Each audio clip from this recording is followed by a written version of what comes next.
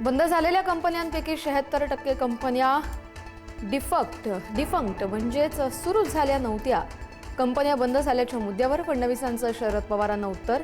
महाराष्ट्र उद्योगांच्या बाबतीत नंबर 1 आहे आणि राहणार फडणवीसांचं स्पष्टीकरण।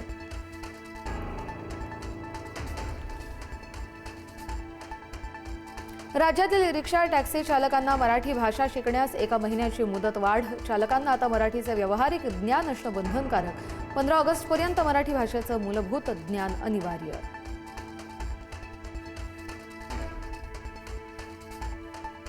मुंबईतील रिक्षा आणि टॅक्सीच्या भाड्यात वाढ होण्याची शक्यता। रिक्षाच्या किमान भाड्यात 1 रुपयाच्या वाढीचा प्रस्ताव, तर टॅक्सीच्या भाड्यात 2 रुपयांची वाढ होण्याची शक्यता।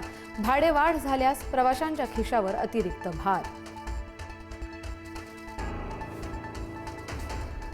नगरविकास खात्याने नियमांच्या बाहेर जाऊन स्थगिती दिलेल्या इमारती पाडणार। मंत्री गणेश नाईक यांचा पुन्हा शिंदेंच्या शिवसेनेवर हल्ला। अधिकाऱ्यांना हाताशी घालून केलेली चुकीची कामं पाडणार, नाईक यांचा इशारा।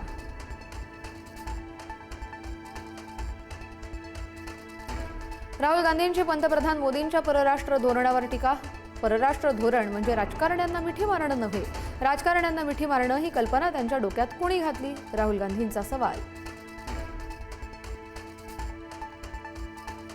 यंदाच्या गणेशोत्सवाला महागाईचा फटका। गणरायाच्या मूर्तींच्या वाढत्या किमतीनं मध्यमवर्गीय भक्तांच्या डोळ्यात पाणी।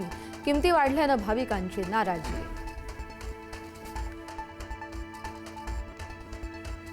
गणेश विसर्जन मिरवणुकीमध्ये मोठी गर्दी होत असल्यानं पुलांच्या सुरक्षेचा मुद्दा गंभीर। गणेशोत्सवापूर्वी धोकादायक पुलांची दुरुस्ती करा। बृहन्मुंबई सार्वजनिक गणेशोत्सव समन्वय समितीचे आयुक्तांना पत्र।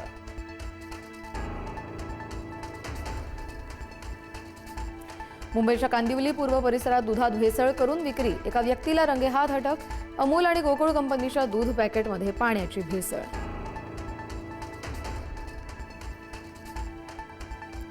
तळोजा खारघरमध्ये भीषण पाणी टंचाई। पाण्याची व्यवस्था करा अन्यथा घरं परत घ्या। रहिवाशांचा सिडकोवर संताप। 24 तास पाण्याचं आश्वासन, मात्र 24 मिनिटही पाणी येत नसल्याचा आरोप। सिडको मुख्यालयात जाऊन राहण्याचा इशारा।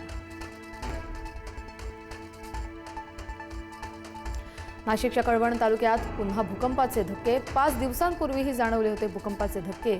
वारंवार भूकंपाचे धक्के बसत असल्यानं भीतीचं वातावरण।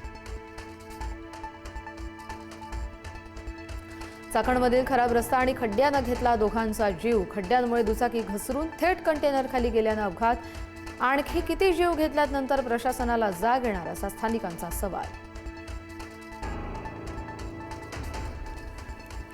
उत्तराखंडच्या चमोलीत भीषण दुर्घटना। जलविद्युत प्रकल्पाच्या बांधकामाधीन बोगद्यात शिरलं पाणी।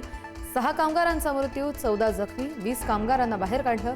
2 कामगार अद्यापही बेपत्ता। रेस्क्यू ऑपरेशन सुरू।